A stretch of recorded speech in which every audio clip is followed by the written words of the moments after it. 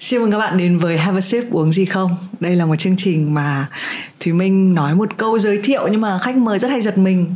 Đấy là khách mời là những người nhiều chữ. Okay. Hôm nay đang có mặt ở Hà Nội và phải đợi đúng cái ngày hôm nay, bởi vì khách mời này cũng khó mời, cũng đi suốt, cho nên là hôm nay có mặt ở Hà Nội. Xin được chào mừng Đinh Đức Hoàng, hay còn gọi là Hoàng hối hận. Chào chị Minh, chào khán giả của Have a Sip.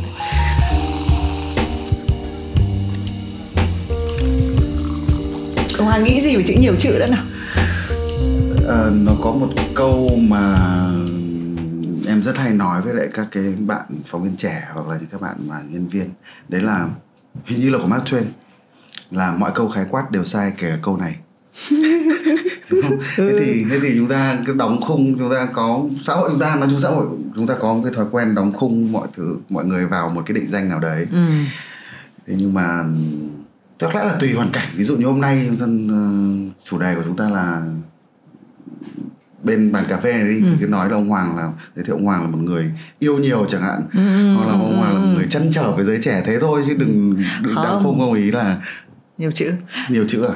Nhưng không, thế bây giờ như này, trông thế thôi nhá. Hai cái định mức là yêu nhiều lẫn trăn trở với xã hội là hai định mức rất khó đo. Nhưng chữ, trông thế thôi, chữ nhiều chữ là mọi người nghĩ hơi nhiều quá, chứ nhiều chữ là đo được. Một ông mà ra sách, một ông mà viết báo nhiều, rõ ràng ông nhiều chữ hơn những người còn lại. Những người còn lại mà nếu mà viết chữ trong đời sống của họ, viết status chẳng hạn, nhưng ông này viết status cũng nhiều chữ hơn những người bình thường. Chắc chắn là không viết được Twitter này. Twitter là chỉ có 140 ký tự chẳng hạn, là ông này ông đã chọn không. Ngày xưa có những cái giai đoạn mà hồi mình còn trẻ, hồi mình chưa có gia đình, hồi mình vẫn còn thực sự là yêu con chữ chứ chưa yêu tiền ấy.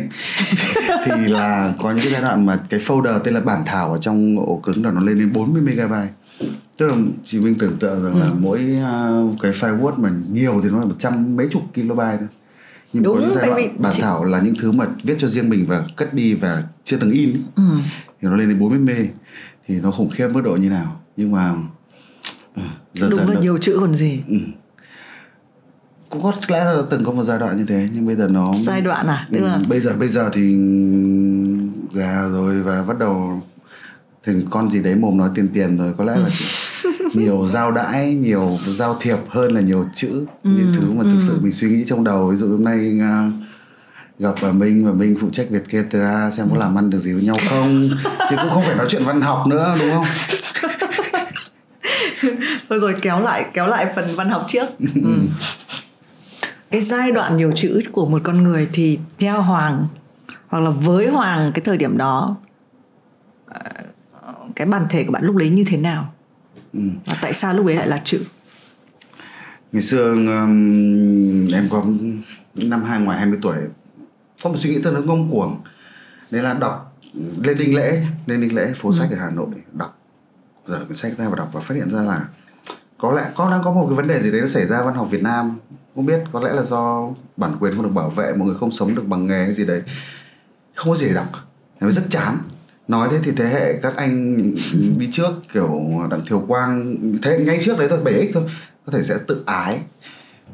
Thế nhưng mà đúng là không có gì đọc. Thế là quyết định là cuộc đời sống ngoài kia có rất nhiều thứ để kể, mà tôi sẽ viết, tôi sẽ là người kể. Đầu tiên là để cho riêng tôi đã. Thế là từ đấy thì hình thành một cái người mà cứ đi quan sát và bắt đầu viết, bắt đầu nghĩ rằng là tôi sẽ là người kể chuyện. Ngoài cái quá nhiều thứ tôi cảm thấy thú vị. Nếu mà em hay nói với lại các bạn phóng viên trẻ hay là những người mà làm nghề mà đi theo mà cứ hỏi anh Hoàng là làm nào giữ năng lượng ấy, là nếu mà đến cuối ngày chúng ta coi ký ức và những câu chuyện nó là kim cương ấy. Nó là thứ để khi chúng ta về già ta nhớ đến, chúng ta nhìn ngắm nó cùng cuộc đời chúng ta đã sống như thế, thì rõ ràng là chúng ta là kỹ sư phân kim đứng giữa mỏ vàng, đúng không? Mỏ vàng ngay đây, xung quanh đây. Nhưng mà ông phải tách nó ra, và đến cuối ngày, đến cuối đời, cuộc đời kiểu gì ông cũng sẽ có một cái kho trang sức khổng lồ, trong khi người khác chỉ ngắm đi ngắm lại một viên kim cương, ông có thể lật đi lật lại một câu chuyện mà nó miễn phí. Thế thì là cứ viết, xong rồi ngày đấy ở trong một cái phòng trọ 12 mét vuông rất là điển hình của dân nhập cư ấy, và nó không có wifi, xong rồi tìm mọi cách kéo được cái đường dây internet đến Mọi người tưởng tượng là cái bố cục của cái phòng trọ như thế, nó sẽ có cái nhà vệ sinh ngay lối ra vào, xong đi vào trong mới là cái không gian để kê cái giường với tủ bạt, đúng không? Thì chỉ kéo được cái dây mạng đến đúng cửa cái nhà vệ sinh thôi, xong kê cái bàn gấp sinh viên ra cửa cái nhà vệ sinh đấy và ngồi, ngày nào cũng ngồi đến 3 giờ và viết. Thì đấy cái thời kỳ nó hoàn toàn là một cái nguyện vọng rất là trong sáng, là tôi sẽ kể lại những gì tôi đang nhìn thấy theo cách của mình. Và đấy là lúc mà viết xong được quyển tiểu thuyết đầu tiên trong đời, chả biết bao giờ mới có lại được những lúc như thế nữa. Tức là lúc đấy thậm chí là chưa hình dung độc giả và công chúng đã viết, hay là có hình dung rồi? Không, lúc đấy là hoàn toàn là nghĩ rằng là tôi muốn đọc cái gì tôi sẽ viết tới cái đấy. Đây là thứ tôi muốn ghi lại về những gì đó, về suy nghĩ của chính tôi đã, chứ còn lúc đấy chưa nghĩ về công chúng đâu. Nghĩ về công chúng là lại giống không bây giờ rồi, lại giống bây giờ thì page view, traffic, đúng không? Ad network, các thể loại. Xong rồi có trong tay, hồi xưa thì mình cũng phỏng vấn một người ra sách, và mình cũng, cái lúc đó mình chưa ra sách ấy, thì mình rất hay hỏi là thế làm nào để ra một cuốn sách? Tại vì cái lứa, cái này cũng phải chỉ nói được cho lứa của Thùy Minh và có thể là đến Hoàng. Cái chuyện ra sách nó là một cái gì đấy. Đúng rồi. Cái giá trị của cái việc đến mức độ là mình có thể viết báo nhiều, nhưng mà ai đấy nói rằng hãy ra sách đi, thì mình bảo chưa, tôi chưa đủ chín. Cái việc là chờ cho mình có đủ chữ để mà xuất bản thành sách ấy, nó là một cái hành trình thiêng liêng. Và đến bây giờ thì mình không thể nói cái giá trị nó y hệt nữa. Bây giờ có thể cái việc ra sách nó dễ hơn, và thậm chí là không ra sách ấy, nó còn dễ viral, mọi người dễ biết đến hơn là thực sự là cầm trong tay một cái cuốn sách. Nhưng ở cái thời điểm đấy của Hoàng thì viết ra được một cuốn sách rồi. Đấy, quay về cái câu hỏi thì mình hỏi tác giả làm thế nào để mà ra được cuốn sách, thì tác giả có trả lời là thì phải có cuốn sách đã chứ. Đấy. Thì Hoàng lúc đó là Hoàng có cái cuốn sách trước khi Hoàng biết cách xuất bản nó, hay là như thế nào? Đúng rồi, thậm chí là cái cuốn xuất bản đầu tiên ấy, nó còn là cuốn thứ hai cơ. Cái cuốn đấy là bỏ đi à hay như nào? Cuốn đầu tiên là thậm chí còn bỏ đi cơ. Đầu tiên nhưng mà tại sao bỏ đi? Cuốn đầu tiên, cái cuốn mà ngồi nhà vệ sinh là cuốn đầu tiên hay cuốn thứ hai? Hai quyển. Ok. Viết cuốn đầu tiên thì thật ra là trong những cái bài phỏng vấn đầu tiên hồi mà mới ra sách, xong mới được biết đến ấy, cách đây mấy năm ấy, thì có một bạn phóng viên bạn hỏi là thế cảm giác của anh mỗi lần mà anh viết xong cái gì đấy là gì, thì em có trả lời là có lẽ đây là một cảm giác rất chung của nhiều người làm nội dung mà thực sự họ yêu cái sản phẩm của mình. Đấy là cứ mỗi lần bấm Ctrl S ấy, làm lần tôi cảm thấy mình thất bại. Thế thì cái cảm giác là nó chưa hoàn thiện và nó chưa phải là những gì mình mong muốn. Nó đã viết ra xong 60-70 nghìn chữ, nhưng mà cái cảm giác là nó chưa hoàn thiện, nó đã hình thành ngay từ lúc tôi bấm Ctrl S rồi. Thế thì hồi đấy cầm bản thảo đầu tiên đi gặp Nguyễn Thế Hoàng Linh, xong Linh viết lại cho một cái mail dài gần 1000 chữ nói về việc là cái này nó thật là vớ vẩn. Không biết là chị Minh có biết Nguyễn Thế Hoàng Linh không? Có. Nhưng mà Linh thì là người rất phũ mồm và là cái chuyện này hoàn toàn vớ vẩn. Và đấy lần duy nhất xin ý kiến, viết quyển mới luôn. Không một ai khác nữa, chỉ có một người đấy thôi. Một vài người bạn rất là thân nữa, và thậm chí là mãi đến sau này ấy, thì còn không còn giữ cái bản thảo đấy nữa. Mới gần đây Mi của Vietcetera mới gửi lại và bảo là Hoàng ơi, mình mới tìm được sau 12 năm. Sau 12 năm là mình mới tìm lại được cái bản thảo của Hoàng, chứ còn là hoàn toàn là định vứt nó đi. Đốt. Thế quyển thứ hai thì có một nhà văn Võ Thị Xuân Hà ở bên Hội Nhà văn bằng cách nào đấy thấy một tiềm năng và xuất bản nó. Sau đấy thì nó cũng có một hành trình tương đối là phong phú màu sắc. Nó được chuyển thể thành 30 tập phim truyền hình, có Chi Pu đóng chính kiểu đấy. Nhưng mà hành trình với văn học thì nó đang dừng lại ở đấy. Đang dừng lại ở đấy.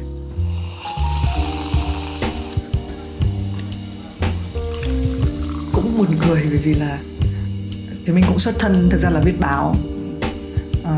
Thậm chí văn học với mình nó hơi xa xỉ, mặc dù mình học văn, và mình cũng luôn đóng gói nó là một thứ khác ra khỏi cái thứ viết báo. Viết báo cứ như là luyện tập mỗi ngày, còn cảm giác đến lúc viết văn nó khác, bởi vì văn chương với báo chí nó có những cái đặc thù rất là riêng. Thế còn cái hành trình viết báo của Hoàng thì nó như thế nào? Nó bắt đầu bằng việc là nhận ra là nếu mà Ông thì theo đuổi cái việc mà một năm rưỡi ông viết ra một quyển sách và bản quyền hên xui. Bản quyền thì chúng ta không phải là Nguyễn Nhật Ánh để nghĩ là có thể có một gia tài nhờ việc bán sách, thì phải mưu sinh hàng ngày. Thì thì ông có một cái năng lực nó tên là diễn đạt. Thì bắt đầu ông đi cộng tác với các tờ báo, xong dần dần nó cứ thế nó đi. Bắt đầu bằng việc là làm những thứ mà sơ khởi nhất, tường thuật bóng đá chẳng hạn. Rất nhiều nhà báo nổi tiếng hiện nay thì họ xuất thân từ phóng viên thể thao, đúng không? Mình cũng từng nói chuyện với lại Trương Anh Ngọc. Xong rồi sau đấy thì đến quãng những năm 2011, 2012 thì bắt đầu tập viết những bài xã hội đầu tiên. Đến năm 2014 thì cái chuyên mục Góc nhìn VN Express ra đời, và may mắn được tham gia vào từ những ngày đầu. Thì cái chuyên mục đấy về sau nó rất thành công. Nó là một cái cột mốc không phải là tự mãn đâu, mà thậm chí là có những người làm cả luận án về cái chuyên mục đấy. Nó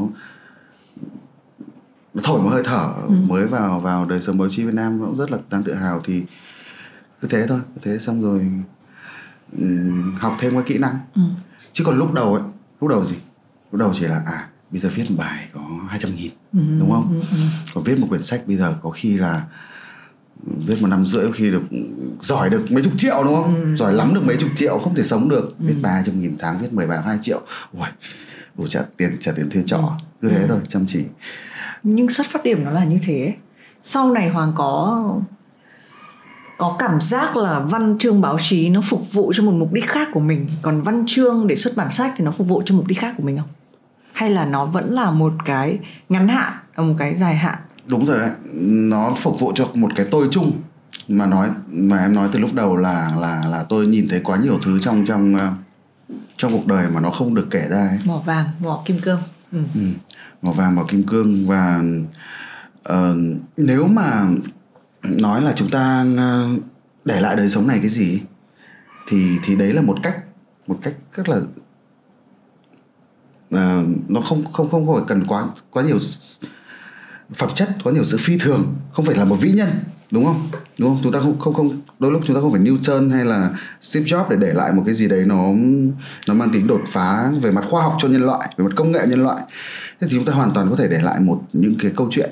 Rất nhiều tác giả bất tử chỉ vì họ đã làm đúng một việc là họ ghi lại những gì đã diễn ra trong đời sống thôi, đúng không? Đến giờ chúng ta vẫn đọc Thạch Lam, đến giờ chúng ta vẫn đọc Tô Hoài, bởi vì là chúng ta muốn biết về cái thời đại đấy, và họ để lại cho chúng ta những biên bản bằng văn học.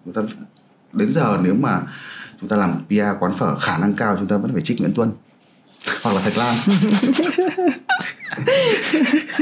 Tại sao mình không làm việc đấy khi mà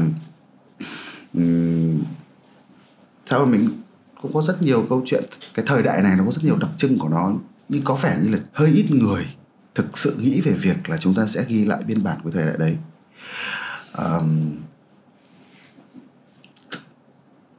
Càng ngày càng ít đi sao ấy? Càng ngày mọi người càng thích những cái video 30 giây để quên đi hơn là để lại một cái ghi chép thực sự về những gì đang diễn ra quanh mình. Cái mà gọi là content creator bây giờ ấy, mọi người thiên quá nhiều hướng giải trí. Trong khi chúng ta có thể để lại với một content creator thành công, chúng ta có thể để lại cho cuộc đời một cái gì, một cái biệt thự, một cái Mac S.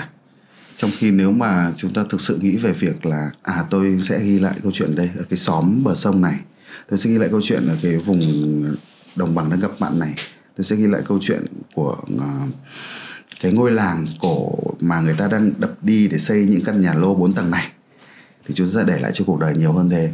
Thì đấy vẫn luôn là thứ mình suy nghĩ, cho dù là lúc làm văn hay là làm báo. Thì mình rất là chia sẻ cái cảm giác này. Nhưng mình cũng đặt ra một cái câu hỏi là mình hay trêu là thỉnh thoảng mình hay chê bà giúp việc nhà mình dọn đồ nó hơi bẩn này. Sao bà không lau cái kẽ của cái này?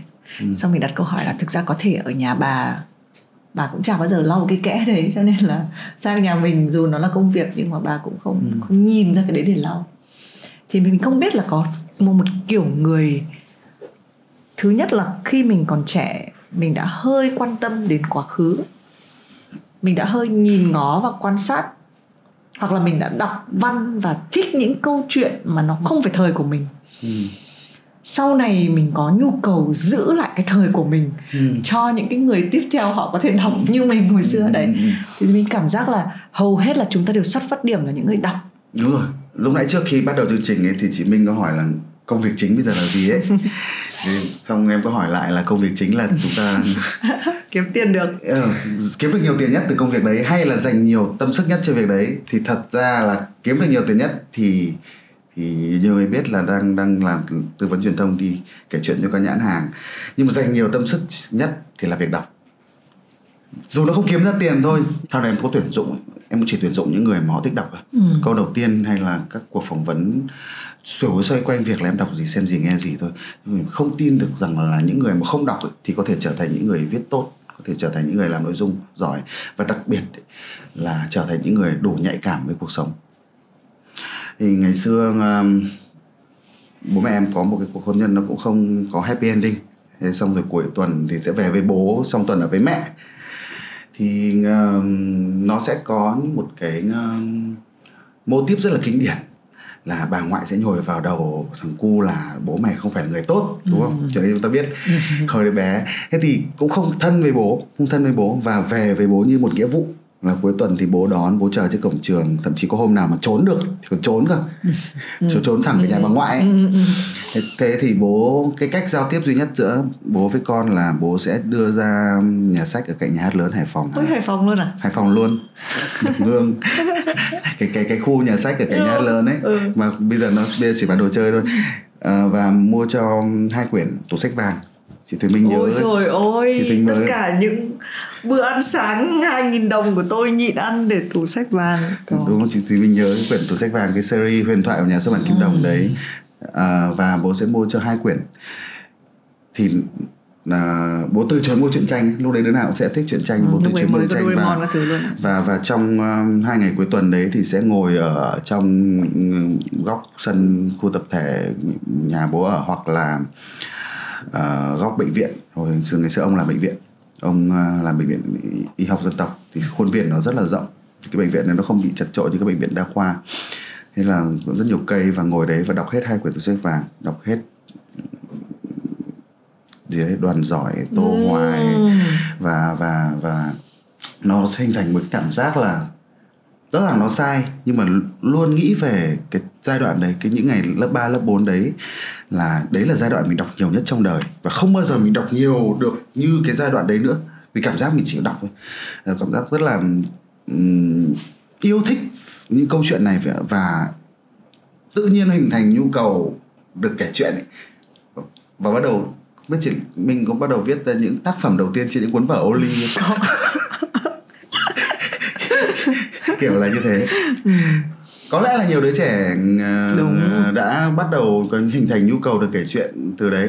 Chỉ có cái là em may mắn hơn người khác là em giữ được nó đến giờ phút này thôi.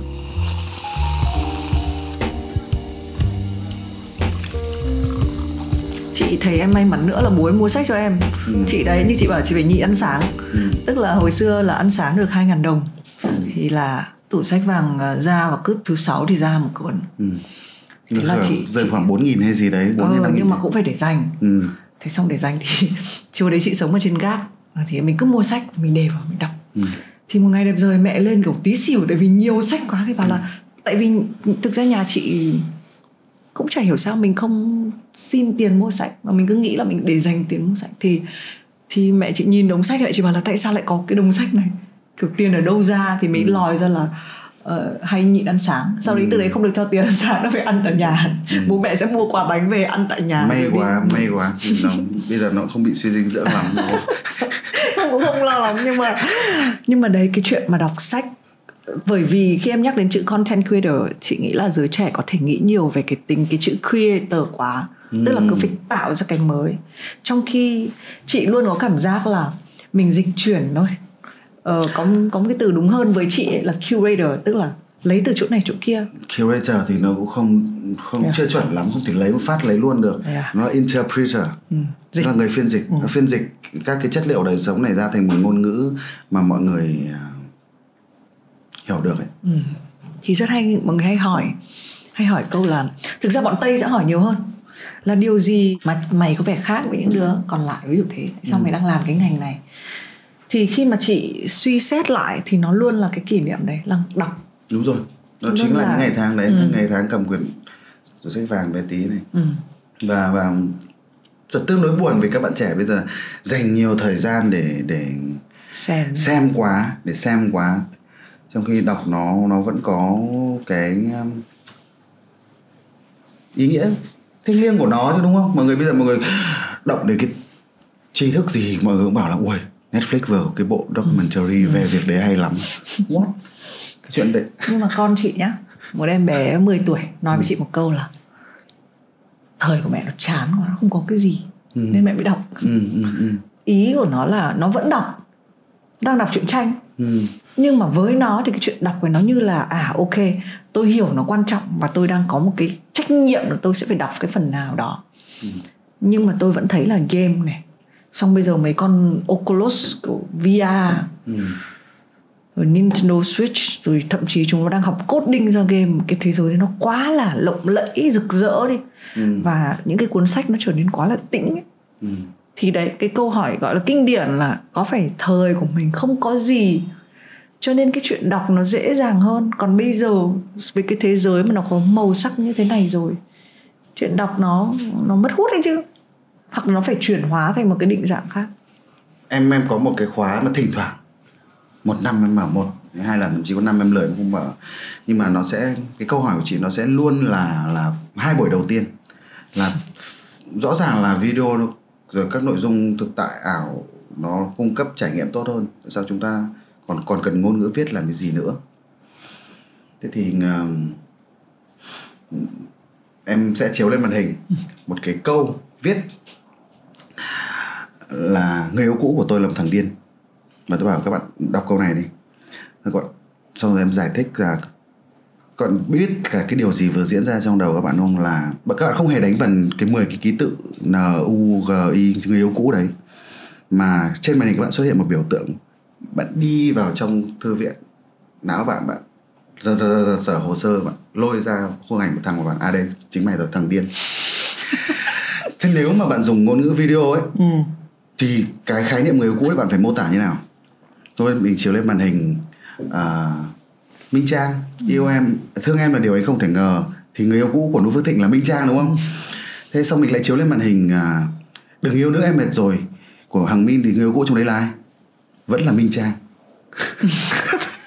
Thế xong mình lại chiếu lên màn hình Một đêm say của Thịnh Suy, thì Minh Trang người yêu cũ trong cái video đấy vẫn là Minh Trang. Thế thì lúc đấy thì mọi người mới nhận ra rằng là chính cái việc mà nó đề xuất quá cụ thể trải nghiệm ấy, nó là một bất lợi của video, và ngôn ngữ viết cho phép người ta tạo ra những biểu tượng, đúng không? Trên màn hình là mấy chữ người yêu cũ ngắn thức ngắn gọn đấy thôi, nhưng mà chúng ta có cho phép chúng ta đưa chúng ta vào thế giới của cái biểu tượng đấy cho riêng mỗi mình, chính mình.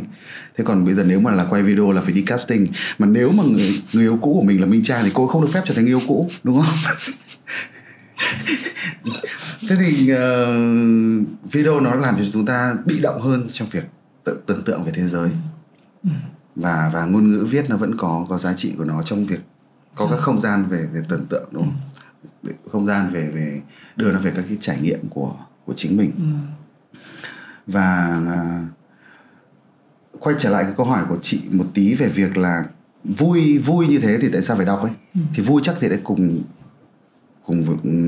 đồng nghĩa với hạnh phúc, đúng không? Bây giờ chúng ta vui nhưng mà lại quay lại cái ý của em là chúng ta không biết cái cách mà quan sát nhìn ngắm thế giới, nhặt ra những viên kim cương ký ức của mình, về đến cuối ngày cuộc đời con người có gì đâu ngoài những trải nghiệm, ngoài những ký ức. Thì nếu mà chúng ta không học được cái cách mà rũa những cái viên đá ngoài kia, ngoài cái khung cửa sổ này ra thành kim cương để chúng ta lưu giữ nó cho chính mình ấy, thì cái niềm vui trước mắt nó chưa chắc đảm bảo hạnh phúc lâu dài. Em cũng là người chơi game. Em cũng là người chơi game. Chơi game bạn có quẹt thẻ visa, cháy cả thẻ visa ấy, cho các hãng game ấy. Thế nhưng mà đến lúc chơi hết,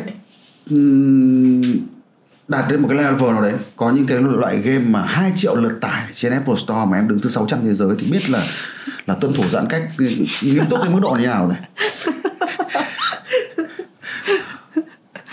Cứ ngập vào game là nghiện, là đứng thứ 600, đứng thứ 1000 thế giới. Thế nhưng mà đến lúc ngay khi mà đạt đến một cái gì đấy trong đấy mình cảm thấy nó rất là trống rỗng, mình cảm thấy chuyện này rất là vô duyên, nó đúng nó chỉ tạo được adrenaline trong lúc đấy thôi, chứ còn tôi đâu thể nhớ về một cái ván đua xe hay là một cái trận StarCraft để như nó là kỷ niệm của tôi, như là kim cương của đời tôi được. Đến cuối ngày thứ tạo nên hạnh phúc, thứ tạo nên con người tôi, nó vẫn là những câu chuyện mà tôi đã, những con người mà tôi đã gặp, những câu chuyện tôi đã nhìn thấy ở đâu đấy trên các vùng núi Tây Bắc, vùng đồng bằng sông Cửu Long, hay là thậm chí là một cái bụi dã quỷ nào đấy trên Tây Nguyên chứ. Làm sao mà Advance 9 với lại StarCraft 2 có thể tạo nên hạnh phúc của đời tôi được. Nó tạo nên adrenaline, nó vui, rất đúng nhá. Nhưng mà nó không phải là hạnh phúc. Niềm vui ngay lúc này không phải là hạnh phúc. Cách đây khoảng hơn chục năm thì trên tờ Atlantic có một cái bài viết về một cái chủng tộc, có lẽ là chủng tộc cuối cùng trên thế giới tiếp cận với lại ánh sáng của gọi là văn minh ấy. Tức là họ được xem TV, họ sống ở phía Bắc Canada và họ sống trong tuyết. Một chủng tộc chắc không phải Eskimo, có một cái tên gì đấy. Chị có đọc cái tin này. Và bỗng nhiên cái cộng đồng đấy trở thành cộng đồng trầm cảm và tự tử nhiều nhất thế giới, vì bỗng nhiên họ đang là những người mà đang vận động như những vận động viên Olympic, đi qua bao nhiêu là cánh đồng tuyết, rồi là chặt cây làm nhà. Bỗng nhiên họ lại nằm đấy, họ xem tivi ngày này qua ngày khác, họ ăn đồ ăn nhanh và họ uống rượu. Thế thì sự thuận tiện, sự dễ dàng và cái mà chúng ta gọi là vui ấy, nó chưa chắc đồng nghĩa với hạnh phúc.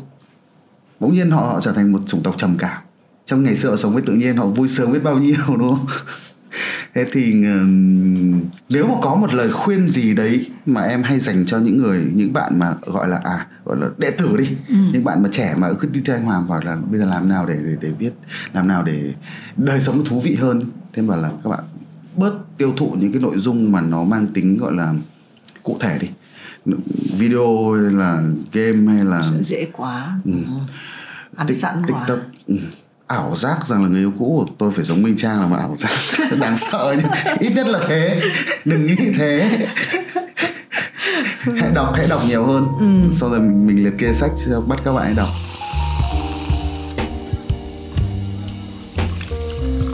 Một cái may mắn của thì mình khi mà làm cái podcast này ấy, là mình cũng được nghe nhiều câu chuyện. Thì hôm nọ phỏng vấn bác Phan Cẩm Thượng thì bác ấy nhắc đến một cái gọi là cái bộ lọc. Tức là bác ý là một người thế hệ rất là cũ nhá, nhưng mà với bác ấy thì cái việc là nghệ thuật quan trọng nhất là nó đi qua người mình. Thì cái việc Hoàng nói thì mình nghĩ nhiều về cái việc là hầu hết chúng ta hay muốn nhận luôn, tức là nó chưa kịp đi qua người mình thì mình đã muốn nhận nó. Thì phim truyền hình cho mình cái đấy, game cho mình cái đấy, nhận ngay tại giống như là chưa làm bài tập mà đã được điểm luôn rồi. Nhưng mà phải chui qua người, phải hơi vất vả chứ hả, hơi có chút đính kèm vào trải nghiệm riêng của ông, đính kèm cảm xúc riêng của ông, chứ không phải là cảm xúc của người khác xong rồi nó được truyền đạt một cách rất là thông minh để anh tiếp nhận luôn. Anh phải khóc thì anh nên khóc vì cái câu chuyện đấy nó làm cho anh nhớ đến bi kịch của mình, chứ không phải là anh khóc vì bi kịch của Son Ye Jin, đúng không? Tình đầu quốc dân. Rõ ràng là xem Son Ye Jin thì phim nào cũng phải khóc một tí và em sẽ đến cái từ đấy. Nhưng mà đúng rồi, nhưng mà vì có những tác phẩm chúng ta nên ưu tiên những tác phẩm mà nó làm chúng ta đi sâu vào bên trong cái quá khứ, cái ký ức của chính mình, và chúng ta có cảm xúc về điều đấy. Chúng ta rơi nước mắt vì chúng ta rơi nước mắt khi chúng ta nhớ đến một ai đấy đã từng đi ngang qua đời mình, hay một điều gì đấy mình đã trải qua. Chứ còn tất nhiên không thể cưỡng được đâu. Nếu mà Son Ye Jin mà chết trên màn ảnh là phải khóc. Nói tôi cho ngắm.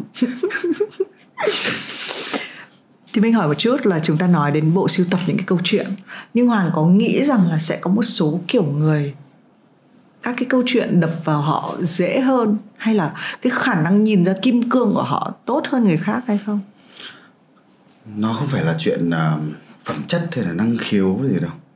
Nó là chuyện cần phải tập luyện.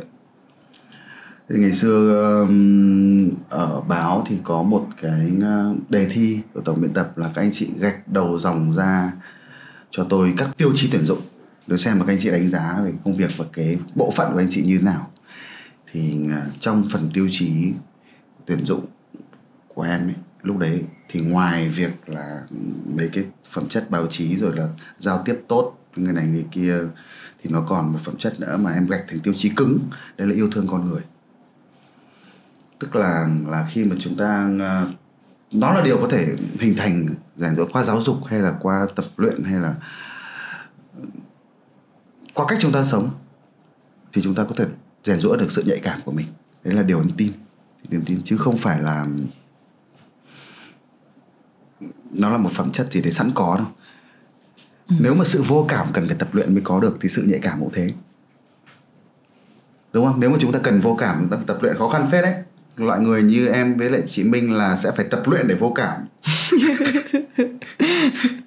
Cười nhanh quá, khóc nhanh quá. Chị thấy cái đấy cũng hay. Chị muốn add thêm một tí nữa là cái cách mà chị nhìn thấy câu chuyện là sự tò mò. Tò mò. Đặt câu hỏi tại sao nó lại diễn ra như thế. Cái gì đấy nhỉ? Cái gì đang ở đấy nhỉ? Tại sao ấy nhỉ? Và tò mò trong những thứ mà đấy, nhắc đến sự vô cảm phải luyện tập thì hầu hết là bây giờ người ta, chị thấy mọi người không tò mò nữa. Khi mà chúng ta càng được show ra cho nhiều thứ ấy, thì chúng ta hay tự cho rằng là nó là như thế. Mình không tò mò là nếu không như thế thì nó là thế nào. Mình cũng hay tự nói một câu là ui, mấy cái TikTok 30 giây. Thực ra mình cũng hơi chụp cho những cái TikTok 30 giây. Những người mà chơi TikTok thực sự chị nói không biết đâu, ở những nước khác TikTok hay lắm. Đấy. Thì chị cũng hay nghĩ thế mình cũng hay nghĩ là mình không có tài khoản TikTok thì ngay lập tức mình sẽ nghĩ là TikTok không. Nhưng mà chính vào cái lúc mình như thế, mình cũng hơi vô cảm. Nhưng cũng chính vào lúc như thế thì mình tò mò. Để xem nào. Để biên tập viên Đức Hoàng biên tập lại câu hỏi của biên tập viên Thùy Minh nhé. Để xem nào. Này, những cái lúc như này thì mình rất là thích. Bởi vì là câu chữ nó là cái đấy đấy. Là thực ra là mình nhìn thấy một khối nó lao vào mình, xong mình hơi phải nhìn ngó xem là cái gì đang lao vào mình đây. Thế cho nên mới bảo là cái việc viết mà làm nội dung thì nó là interpreting, mà nó là biên dịch. Chúng ta nói về phẩm chất, rồi cứ nói về sự tò mò đi đã nhá. Em không cho rằng tò mò nó là cái cách gọi của cái việc, một cái cách em đang sống đâu, mà là niềm tin rằng câu chuyện này có giá trị, niềm tin rằng câu chuyện này xứng đáng để kể ra. Tại sao xứng đáng để kể ra? Vì nó có thể làm cho cuộc sống của một ai đấy tốt hơn, đúng không? Ví dụ như là ngày làm báo thì khi chúng ta kể ra một câu chuyện, một góc khuất nào đấy, tôi tin rằng là mình có thể thay đổi được chính sách, mình thay đổi được tâm lý xã hội, để sau này những bi kịch như này không lặp lại nữa, ví dụ thế. Rồi khi mà chúng ta viết về, thì chúng ta sẽ viết tản văn về thanh xuân vườn trường gì đấy, về ký ức chúng ta, thì chúng ta tin rằng là những câu chuyện này xứng đáng để ra vì nó có thể làm cho tâm trạng của ai đấy tốt hơn, làm cho một bạn trẻ nào đấy đỡ hoang mang hơn. Em rất hay viết những thứ như thế vậy. Thậm chí em nhận lời tham gia vào chương trình này cũng vì lý do đấy, vì lý do rằng em nghĩ rằng là có thể một số bạn sẽ chẳng hiểu ông Hoàng nói cái gì cả, nhưng cũng có thể sẽ giúp cho một bạn trẻ nào đấy đỡ hoang mang hơn, là nó có một kiểu con đường như thế. Thế thì câu chuyện nó xứng đáng để kể ra vì nó làm cho cuộc sống người khác tốt hơn. Và niềm tin rằng câu chuyện này nó có giá trị sẽ quyết định rằng là chúng ta sẽ đi đào sâu đến nó đến đâu. Cũng có những câu chuyện mà chúng ta không nên đào sâu. Đúng, chúng ta cho rằng là nó không có giá trị gì với ai cả. Các câu chuyện về người yêu cũ ấy. Nghĩ đến Minh Trang thôi. Không phải về Minh Trang. Về Minh Trang thì chắc chắn là nên đào sâu. Mọi tấm ảnh đều nên giữ lại. Nhưng mà nếu người yêu cũ của chính chúng ta ấy thì hồi đấy cũng ngớ ngẩn và nó chẳng thành cái bài học gì. Thật ra chị sẽ phản đối chuyện này. Hả? Chị nghĩ những câu chuyện của người yêu cũ cũng cho chúng ta một bài học. Có cái lý do họ cũ, có cái lý do họ đến trong đời mình. Em có vẻ không thích người yêu cũ. Có lẽ em bị nhiều, em quyết định không xử lý cái đống hồ sơ này, đúng không? Chị nghĩ chị tóm được cái chữ, chị rất là mê cái mà có khả năng tạo ra thay đổi hay không. Tại sao cái sứ mệnh của mình lại phải kể ra cái chuyện đấy? Ngay cả khi mà em làm kinh doanh, em cũng chọn những cái sản phẩm mà mình nghĩ rằng là nó có thể tạo ra sự thay đổi trong cuộc sống người khác. Ví dụ như là em mà thì thoảng gần đây em học tham gia thử vào ngành làm mỹ nghệ decor, thì em cũng đi tìm những cái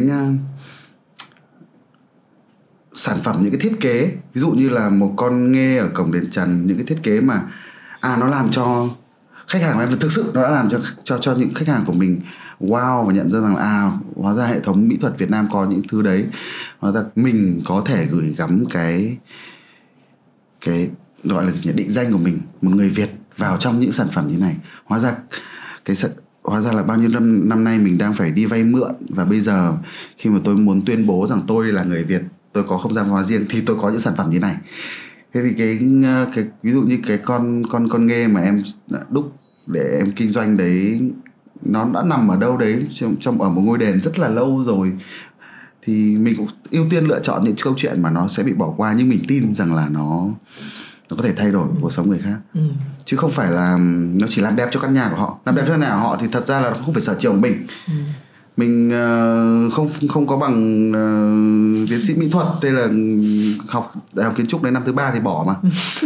Nhưng mà mình tin là cái câu chuyện về cái con nghề đấy, thì cuối cùng là em làm mỹ nghệ nhá, làm mỹ nghệ xong em bán hết sạch rồi, xong rồi rất là nhiều người đến, thậm chí có những người mà làm kinh doanh cái ngành đấy rất là lâu năm, họ đến và bảo Hoàng anh nói thật là cái con này 3,8 triệu ấy, là cái phần đồng này là 800.000, còn cái thư em viết kèm là 3 triệu. Tức là cuối cùng là mọi người sẽ chỉ mọi người trân trọng cái câu chuyện mà người ta mua câu chuyện, chứ còn thật ra là đồng thì họ đúc được, đồng họ mọi người còn đúc giỏi hơn mình. Nhưng mà mình sứ mệnh của mình, tôi càng tin tưởng hơn là sứ mệnh của mình là đi tìm kiếm những câu chuyện mà nó có thể bị bỏ qua. Cho dù là khi làm báo tôi tìm kiếm những cái mảnh đời có thể bị bỏ qua, tôi tìm kiếm những số phận mà nó có thể giúp xã hội có thêm nhận thức.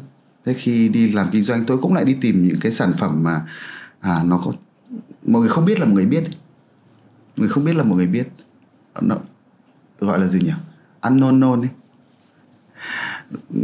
Rồi ngay cả khi trong vai trò của một người hoạt động xã hội thì em vẫn đang lãnh đạo của một cái tổ chức NGO khá là lâu đời, thì mình cũng đi tìm những cái dự án, những cái sáng kiến mà nó giá trị nhưng mà mọi người không hề biết.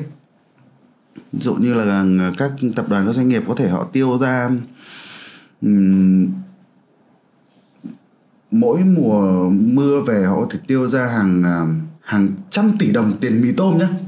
Cái chuyện mì tôm thì chúng ta biết rồi là đôi khi nó bị thừa vì mọi người không có nhiều lựa chọn và mọi người không có đầu tư nhiều tâm huyết, cũng không khả năng đi tìm hiểu thực sự đồng bào cần gì, và mọi người cứ đưa mì tôm vào, và đến cái đoạn cái ngưỡng mà có những gia đình ở miền Trung thì mì tôm sẽ cất chất cao lên nóc nhà ấy, vì đoàn nào cũng mang vào. Thế thì mình cảm thấy là chuyện đấy nó không được đúng lắm. Nó là tấm lòng thôi, nhưng nó không được đúng lắm. Và cái mì tôm đấy sau này có rất nhiều người sẽ phải đi bán rẻ lại, không thể ăn mãi được.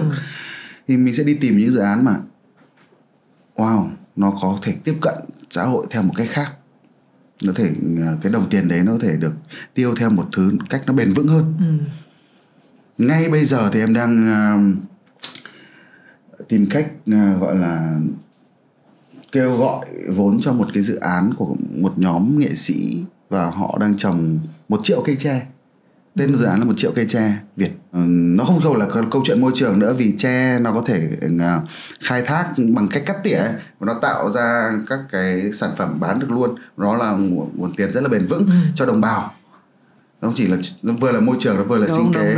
Một dự án như thế nó có thể sẽ rất là khó khăn, bởi vì họ chị em mình làm nghề truyền thông biết là cái truyền thông nó đòi hỏi nhiều bộ kỹ năng khác. Thế thì mình đi tìm kiếm những cái nhóm như thế, và mình đi kể với xã hội bằng cái kỹ năng kể chuyện của mình, và thế là mình tạo ra sự thay đổi.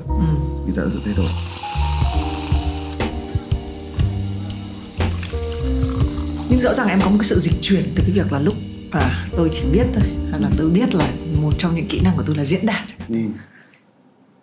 Thực ra chị cũng phải học cái hành trình là đầu tiên tôi viết báo, xong sau tới tôi viết ra show, TV show thì nó như thế nào. Nhưng mà cái bộ của chị cảm giác nó vẫn đi một đường như này.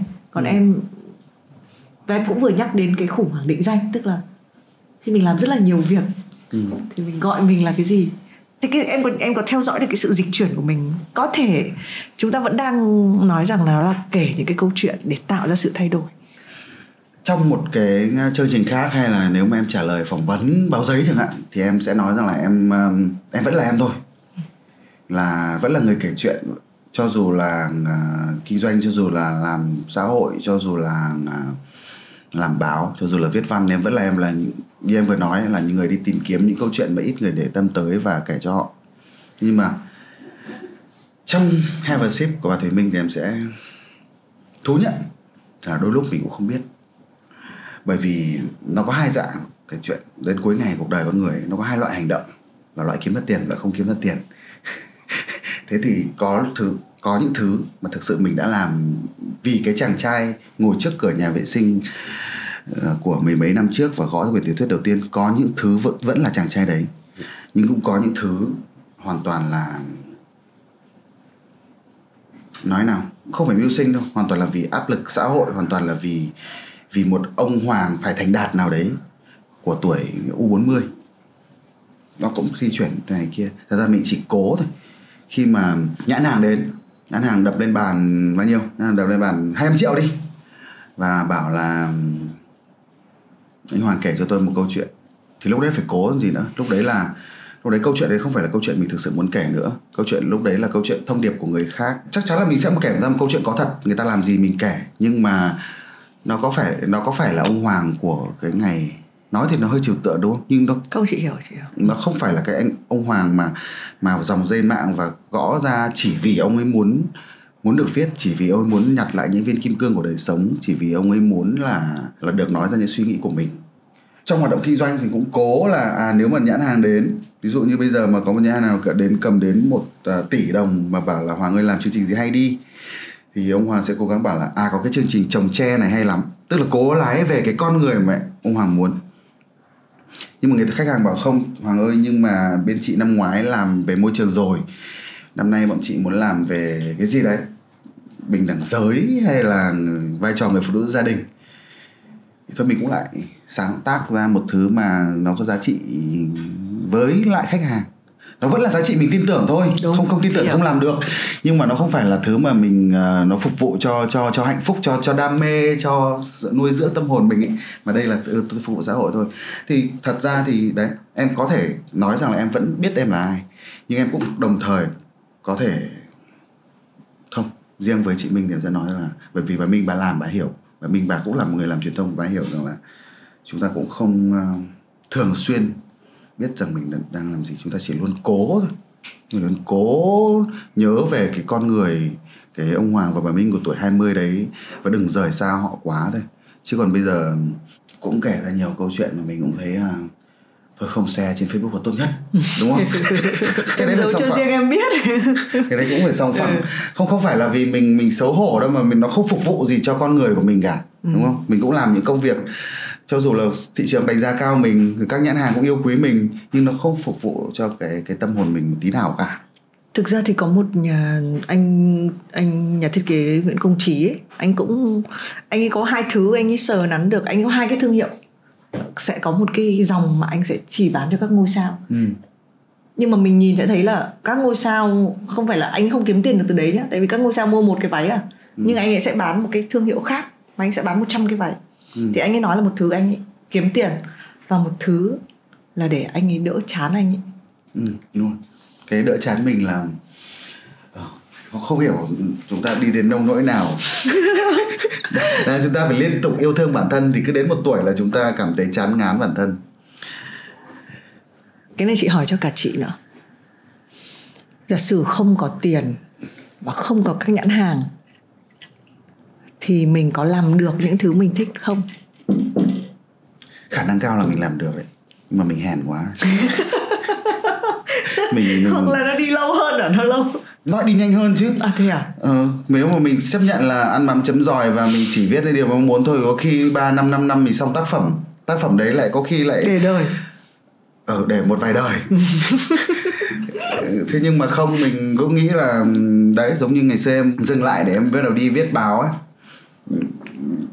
để đi kiếm tiền ấy, Thì cuối cùng là hành trình nó kéo dài từ quyển thứ nhất đến quyển thứ 2. Bây giờ nó đang tạm là 12 năm rồi, và có thể đó là 15 năm cho đến khi mà ông thực sự viết được cái quyển thứ 2 của ông, đúng không? Thì thực ra chúng ta cũng hơi hèn, chúng ta chịu áp lực so sánh ngang hàng, chúng ta cũng phải song phẳng đi. Song phẳng đi là chúng ta cũng cảm thấy nó có một vấn đề gì đấy, nếu mà chúng ta không, đời sống vật chất chúng ta không ổn, đúng không? Rõ ràng ở chung cư của mình nó phải như này, điện thoại mình nó phải như kia, hạn mức thẻ của mình nó phải thế thì em rất là hâm mộ những người mà họ thực sự họ gạt đi được. Vẫn có những người Việt Nam thực sự gạt đi được áp lực so sánh ngang hàng. Tôi chỉ sống thế thôi, và tôi sẽ làm những thứ tôi muốn. Thì có thể cái thứ mà các bạn ấy muốn nó không, các bạn cũng không tạo ra tác phẩm để đời đâu, nhưng mình hâm mộ tinh thần đấy là chủ yếu đã. Mình đang không gạt đi được thì... Chị thì nghĩ như này, chị bênh bọn mình tí. Chị nghĩ là cái gì nó cũng cần thời điểm. Có những lúc mình sẽ như thế này. Chị không nghi ngờ về độ máu lửa của em hay là cái độ hết mình của em. Nhưng chị nghĩ là có thể là những cái lúc như này, cái năng lượng của mình nó sẽ dành cho việc này. Chị phỏng vấn một cái bạn tác giả gần nhất là bạn Ocean Vương. Cả nước Mỹ biết đến Ocean Vương, nhưng mà người Việt thì chưa chắc đã biết. Nhưng bạn ấy có nói một cái ý mà nó cũng hơi làm cho mình nghĩ là đấy, có một cái kiểu người như em nói, có thể là họ thì bạn ấy nói là bạn ấy sẽ viết sách trong 3, bạn sẽ cho bạn 3 năm. Nói chung là bạn ấy sẽ khổ tận cùng. Đúng là nghĩa là kiểu ăn mì tôm trên một cái đĩa nhựa, còn chẳng cái đĩa nhựa, cái đĩa frisbee mà chúng nó hay để chơi ném, ăn trên đấy, sống khổ 3 năm đấy, bởi vì bạn ấy tin là cái đấy nó sẽ vắt kiệt người ta ra. Nhưng mà cho mình 3 năm thôi. Sau 3 năm không được thì có plan B. Đấy, nên là chị cũng chờ cái 3 năm đấy của chị nó đến. Chị không nghĩ là tự dưng mình nói rằng từ ngày mai tôi bắt đầu cái 3 năm đấy. Nhưng chị biết là chị biết là chị sẵn sàng. Chị có đầu tiên là phải hỏi là chị có mong muốn được viết ra hay là cái gì đấy, hay là quay cái gì đấy, một tác phẩm gì đấy của riêng bản thân mình không? Mà để đời cơ. Có à?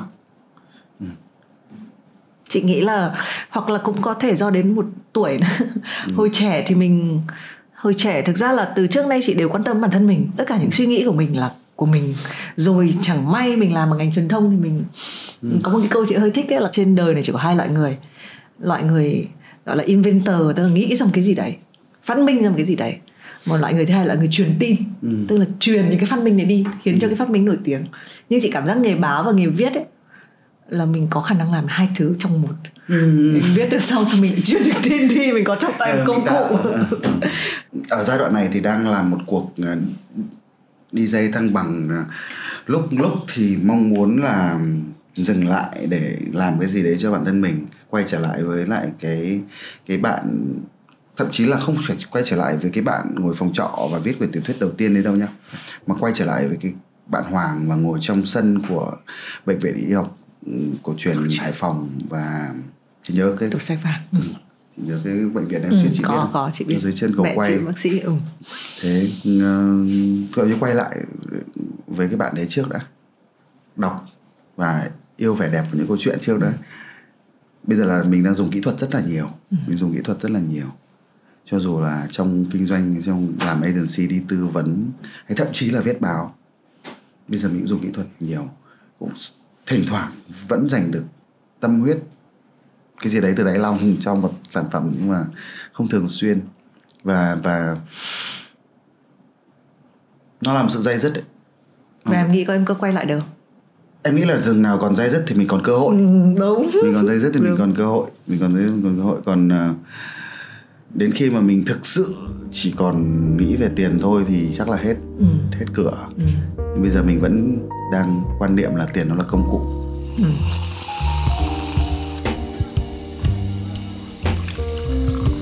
Thậm chí gần đây chị đọc được một cái cũng rất là hay. Cái ông Mark Manson đấy thì cũng hay viết những thứ hay, nhưng mà những cái thứ hay cũng đoán được. Ông ấy viết cái cuốn kiểu The Art of Not Giving a Fuck. Đấy, thì ông ấy cũng đang là contributor của Vietcetera. Thì ông có viết một cái thứ là cái câu chuyện này gần đây chị nghe chị hơi mê thôi. Đấy là 6 sinh viên đến nhà thầy giáo. Thầy giáo bảo là bây giờ thầy sẽ pha cà phê cho cháu uống. Thì trong nhà thì có 3 cái cốc xấu, 3 cái cốc đẹp. Thì trong lúc đợi thầy pha cà phê thì các em hơi có tí bắt đầu tị nạnh xem là đứa nào dùng cái cốc nào. Đầu có những đứa sẽ thích là cốc đẹp hơn đứa kia bởi vì tao xứng đáng hơn. Thì ông thầy pha cà phê ra và nói rằng là mọi người trong cuộc đời mục đích của mọi người là cái ly hay là cái cà phê. Thì nếu mà chúng ta chỉ đang định uống cà phê thôi ấy, thì cái ly nó thực sự không quá quan trọng. Nhưng mà cuộc đời này chúng ta cứ hay muốn nó vừa phải ly đẹp vừa cà phê ngon. Hôm nọ cũng có một bạn sinh viên trường báo chí hỏi là em muốn cuộc sống của em vừa có tiền vừa có hạnh phúc. Và chị cũng ngồi chị trêu ấy, chị bảo là nhân danh một người vừa có tiền vừa có hạnh phúc. Cái này chị nói là chỉ nên có hạnh phúc thôi. Khó đo đếm nhỉ. Ra là nói gì thì nói, xã hội nó cũng được thiết kế để nó thuyết phục chúng ta rằng chúng ta cần cả hai. Ví dụ như là cà phê thì phải ngon, phải bao nhiêu tiền thì mới ly nó phải như này. Ví dụ như là bây giờ chị nói dùng hình ảnh khác đi. Ví dụ chị bay từ Hà Nội ra Sài Gòn nhá. Mục đích của chị là bay từ Hà Nội vào Sài Gòn. Nhưng dùng hãng Si nó vẫn sướng hơn. Đúng rồi, rõ ràng đi riêng nó vẫn sướng hơn, đúng không? So với lại xếp hàng thì hình con rắn dài như này luôn. Rõ ràng đi một phát đi ngang qua cửa xè cái thẻ đen ra nó vẫn làm cái gì đấy. Rõ ràng đấy là một cách đi từ Hà Nội vào Sài Gòn mà chúng ta nên ưu tiên đấy ạ. Cho dù là chúng ta chị phải nghĩ rất nhiều về cái đấy. Tại vì lúc thì chị đi một mình thì chị cắn răng bỏ tiền đi mua hãng Si. Nhưng thực ra lúc chị đi chung với mọi người ấy, thì mình không thể yêu cầu tất cả mọi người đi hãng Si. Thì mình sẽ xếp hàng dòng dần với mọi người. Và khi mà chị xếp hàng thì chị đang nghĩ là thực ra mình rất hay sợ mọi người nghĩ rằng là cái cô Thùy Minh này không đi hãng Si à. Nhưng mà những người mà đang xếp hàng với mình thì chả ai nghĩ thế cả. Họ chỉ nghĩ là bây giờ xếp hàng nhanh mình đi vào thôi ấy. Tức là mình rất hay bị sợ là người khác, nói chung nhìn lên nhìn xuống như đấy. Bây giờ chị chưa figure, tức là chứ còn chị thấy cái việc là ngồi hãng Si, chị không nghĩ là thực chất việc ngồi hãng Si nó sướng hơn. Cái ghế nó to hơn thật, nhưng mà thực ra chân chị ngắn ấy, chị cũng không với ghế nào cũng hơi bị cao so với chị ấy. Thì chị không cảm thấy sướng hơn. Cái bữa cơm ngồi hãng Si chị cũng không thấy nó ngon hơn. Chị thường xuyên từ chối không ăn. Đấy, không ăn. Thế là thực ra là chị có cảm giác là mình có nhu cầu là có thể cái việc đi hãng Si hay là bỏ tiền mua vé máy bay nhiều tiền hơn là để mình không bị, nó chưa hẳn là một sự bất tiện. Có những lúc mà nó là bất tiện thật. Rồi, ví dụ như là mình cần gấp vội vàng các thứ. Và hoặc là ví dụ đang đau ốm bệnh tật vào một cái bệnh viện mà nó sạch sẽ thì nó tốt hơn cái bệnh viện kiểu như là chất lượng thấp hơn rất là nhiều. Nhưng mà phần lớn là nó không rạch ròi như thế, mà thực ra mình cần một cái loại cảm giác là tôi là một cái nhóm. Nó là một cái, mình có nhu cầu về trạng thái xã hội, những cái nhu cầu về sự thừa nhận, kiểu như là đấy, tháp nhu cầu Maslow ở trên đỉnh là sự thừa nhận đấy. Thì đấy là lý do mà em giật vặt đấy. Có phải là chúng ta đang dành quá nhiều năng lượng cho việc đấy hay không ấy? Và nếu mà cái podcast này nó có cái thông điệp gì đấy thôi em không cần phải nghĩ quá nhiều để cho những các bạn mà trẻ hơn chị em mình nghĩ ấy, thì nó là câu chuyện của việc là chúng ta có phải là chúng ta đang chịu cái áp lực so sánh ngang hàng nó lớn quá hay không. Đây cái chương trình này Have a Sip và Minh thỉnh thoảng sẽ hỏi mọi người, chưa hỏi lắm. Mọi người làm buổi sáng mọi người uống cái gì ấy. Thì của em nó rất là tệ. Là em sẽ uống chè em pha từ đêm hôm trước. Vì em thức rất là muộn. Em thức rất là muộn và một ngày em sẽ uống 2 ấm chè to này. Vì em nghiện caffeine, em cần caffeine trong chè để làm việc. Và buổi sáng việc đầu tiên khi mà tỉnh dậy, tất nhiên là thiếu ngủ rồi, thì em sẽ lại đổ chè nguội ngắt từ trong cái ấm cũ đấy mà pha đêm trước, uống đến lúc 4 giờ sáng ấy, 8 giờ sáng sau tỉnh dậy và uống chè trong cái nguội ngắt này. Đấy thường xuyên là cái ly đồ uống đầu tiên trong ngày, không phải là nhẹ nhàng như em Nguyễn Khánh của em là pha go brew hay là dậy pour over rồi. Không có, em sẽ uống và thật ra mình đang đốt khá nhiều phần đời của mình cho cái trạng thái xã hội mà chị nói đến ấy, cho cái cảm giác là mình phải hình như thôi nhá, mình không biết là liệu cái điều này có cần cho đời mình không, nhưng hình như mình phải sống như này sao ý, như đây mới là đáng với cái trong khi mình đánh đổi tương đối nhiều.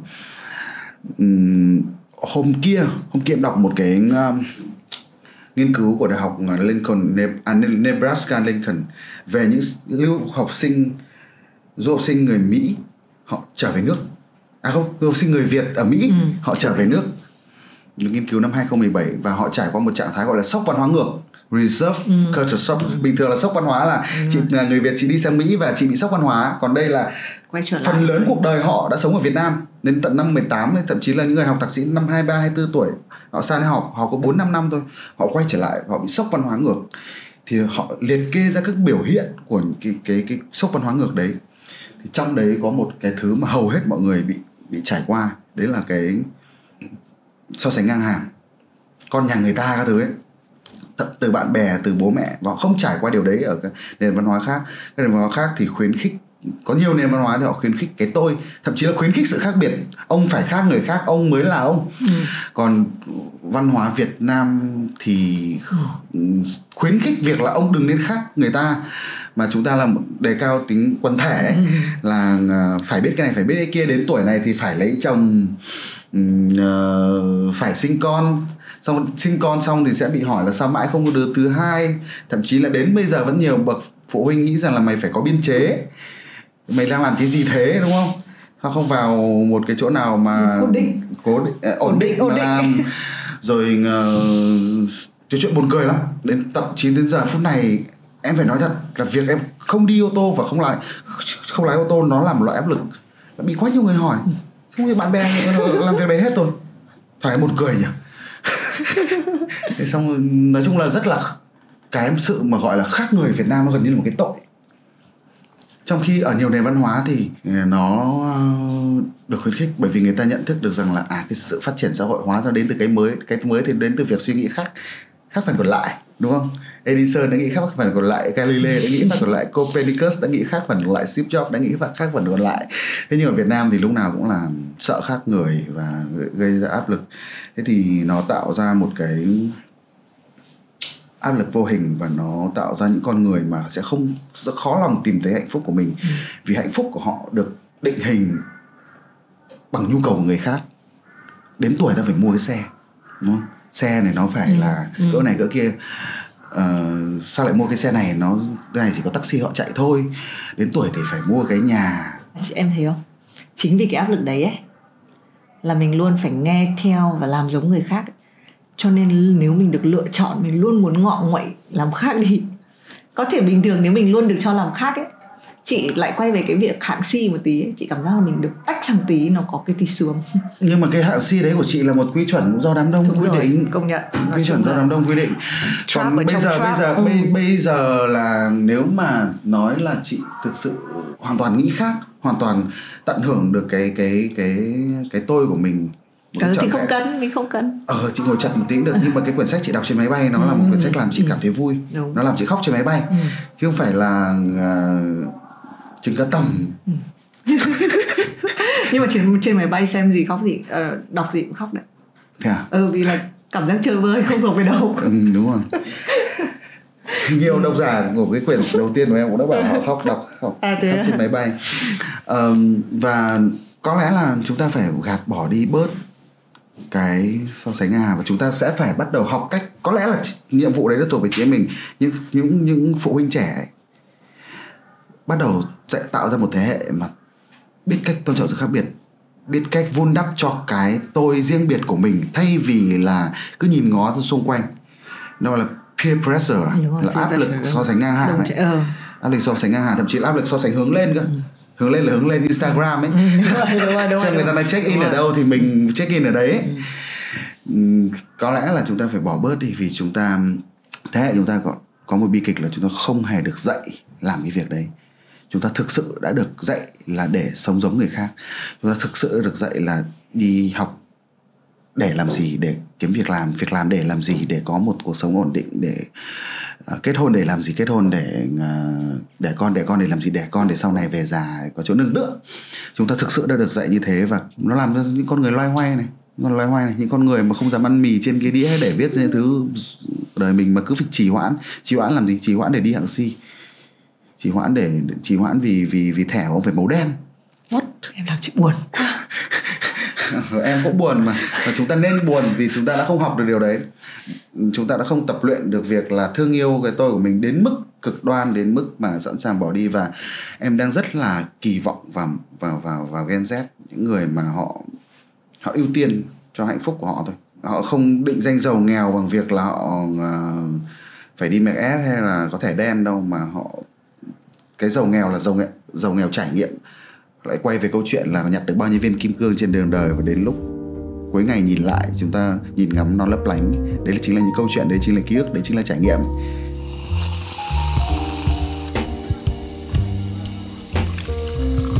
Chị đặt ra một vấn đề mới của Gen Z, Gen Z. Thời của mình chị công nhận mình làm khác là sai.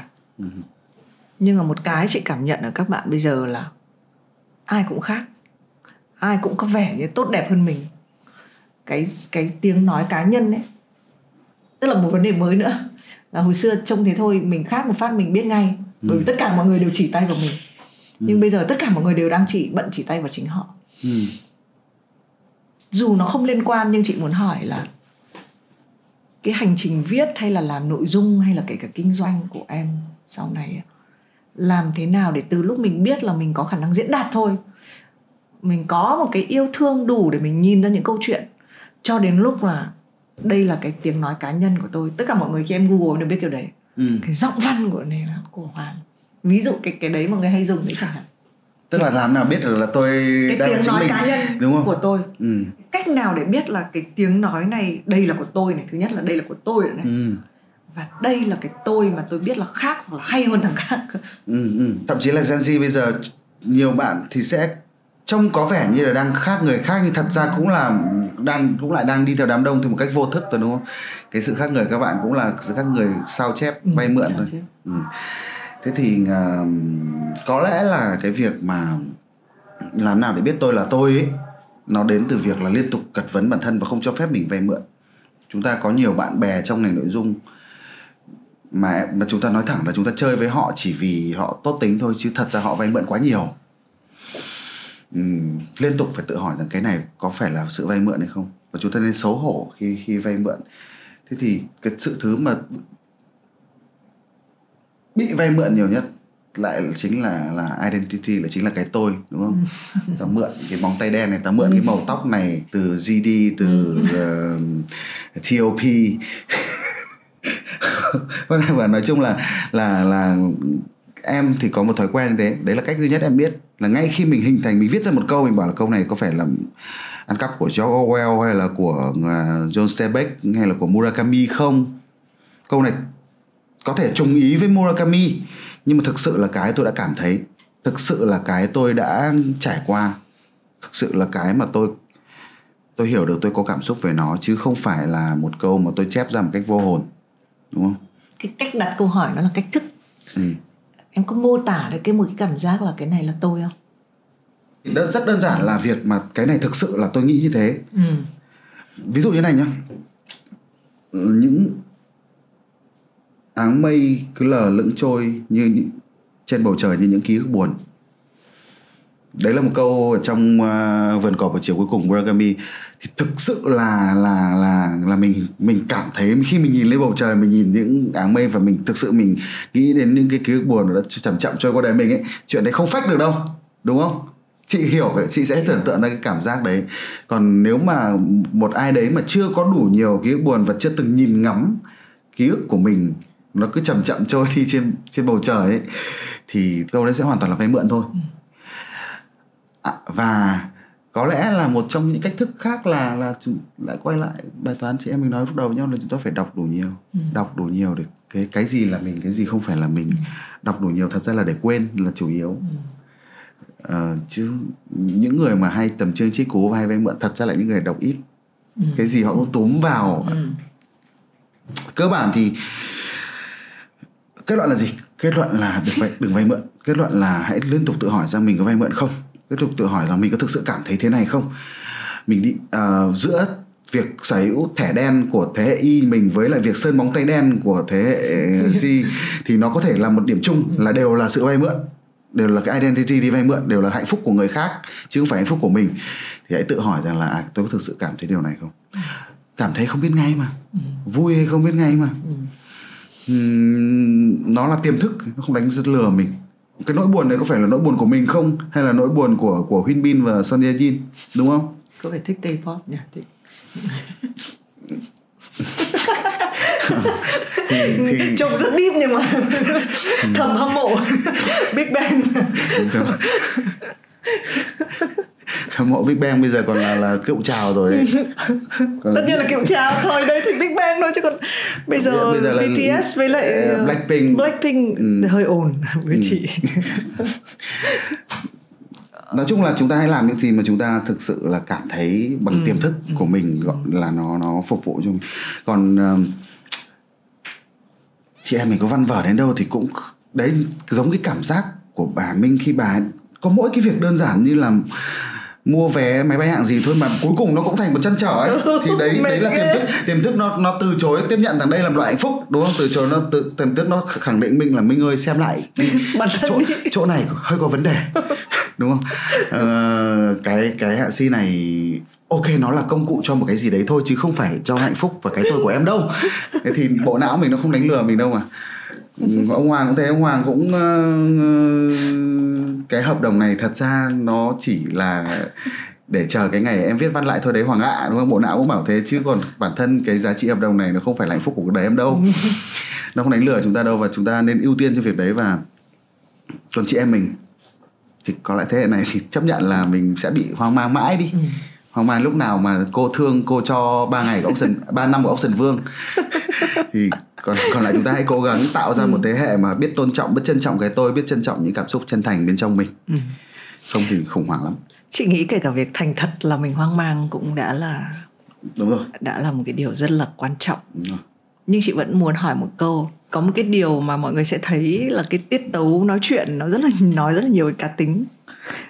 Xong rồi cũng tình cờ là Thùy Minh với lại Hoàng đều là người Hải Phòng, cái cá tính cũng được là những người rất là mạnh. Hôm qua mình cũng đi một trường đại học thì các bạn ấy nói rằng là chị ơi, em giả sử như em không có nhu cầu thể hiện cái tôi thì sao? Tức là mọi người cứ hay khuyến khích là thể hiện cái tôi ấy. Nó làm cho chị nghĩ về chuyện là có một số người cá tính mạnh sẵn như mình, và mình không gặp vất vả lắm trong việc, tất nhiên là cuộc đời này là vất vả, mình không gặp vất vả chuyện này sẽ chuyện khác, nhưng mà cái việc mà đứng giữa ở một cái đám đông có một cái tiếng nói nó rõ ràng, nó là một cái đặc quyền của cái cá tính kiểu như mình. Có những cái cá tính họ sẽ kiểu chìm sâu hơn ấy. Nó cũng là một câu hỏi mà em dành một chương ở trong cái quyển sách mà em đang thực hiện để trả lời, và em cũng thỉnh thoảng nói với lại các bạn trong các cái khóa giảng của mình là nếu như câu hỏi của các bạn thì cụ thể hơn là nếu em chỉ muốn viết cho bản thân mình thì sao? Cái kỹ thuật viết nó có khác không? Kỹ thuật viết có khác so với kể chuyện với công chúng không?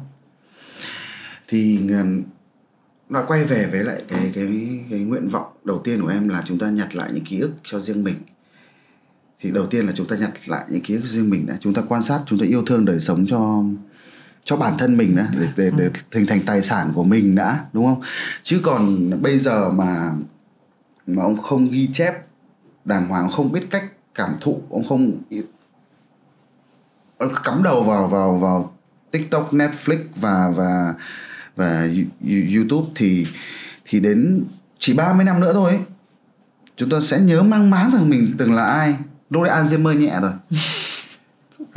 nói trước quên sao ăn rồi bỏ chưa ăn rồi. Và lúc đấy thì những cái viên kim cương của đời mình lúc đấy nó đã biến mất, nó mờ nhạt, nó bị vùi sâu dưới cát rồi. Sao rồi?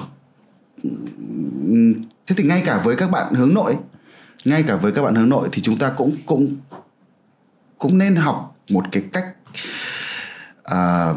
nâng niu, thậm chí là lưu giữ cảm xúc, lưu giữ ký ức của mình, chứ không phải là vì chúng tôi không có nhu cầu thiện cái tôi cho nên cuộc đời chúng tôi nó cứ trôi đi như một nốt câm. Không phải đâu, nốt câm với lại người khác ok, nhưng mà với chính bản thân ông thì ông cũng vẫn phải sống. Ông vẫn phải đi, ông phải nhìn vào cuộc sống, nhìn gương mặt những con người, và ông nhìn vào chính bên trong mình và ghi lại những điều đấy. Chứ còn không thì đời ông nó là cái hố đen đúng không? Không phải là vì ông sống hướng nội mà đời ông là cái hố đen. Ông sống hướng nội thì thật ra là cái rổ của ông nó lại càng phải đầy hơn người khác cơ. Chị nghĩ đúng là xã hội và truyền thông đã định nghĩa cái tôi theo kiểu là một giọng nói phải hét toáng lên, phải mạnh ra thì mới là cái tôi. Cũng có những cái tôi dịu dàng, nhẹ nhàng. Cái tôi phần lớn nó là cái cuộc trò chuyện với bên trong mình. Giống như là em nói rằng là cái giai đoạn mà em nghĩ là cái tôi của em mạnh nhất, cái giai đoạn mà em giống ông Hoàng mà em muốn sống nhất ấy, thì cái folder bản thảo của em nó là 40 MB mà em không xuất bản. Nhưng lúc đấy thì là mình cảm giác là lúc đấy mình đang sống với bản thân mình nhiều nhất, sống cho bản thân mình nhiều nhất, chứ không phải là sống cho một cái khế ước xã hội nào đấy. Đúng không? Không phải là ôi sao đã chết học quá. Cơ bản là thế thôi. Cơ bản là chúng ta nên thành thật là cái gì chúng ta đang đúng không? Chúng ta đang vay mượn cái gì, chúng ta đang sống theo áp lực ngang hàng, cái gì chúng ta sống theo khế ước, và cái gì đang là bản thân mình. Cái tôi là một cuộc trò chuyện với bản thân, chứ không phải là màu này màu kia. Chứ không phải là một tiếng la hét giữa đám đông. Đúng không? Cái tôi là trò chuyện với bản thân. Thành thơ luôn này, thành viết được chữ trên Facebook này. Hoàng lúc đến đây thì bảo là có 2 điều tôi biết về cái podcast này. Một là câu mà mình hay hỏi là buổi sáng uống gì. Và mình hay kết bằng là nếu ngày mai bạn lên hoang đảo, khi đi chỉ được mang theo một cuốn sách, thì cuốn sách đấy là gì? Có chuẩn bị không? Chắc là nó sẽ là Tội ác và sự trừng phạt của Dostoevsky, vì quyển đấy chưa bao giờ đọc xong cả. Ok. Và việc không thể đọc xong một quyển sách, quyển đấy rất là dày, quyển đấy rất khủng khiếp, và quyển đấy mà ngừng đọc và 1 tháng sau quay lại là phải đọc lại phần lớn.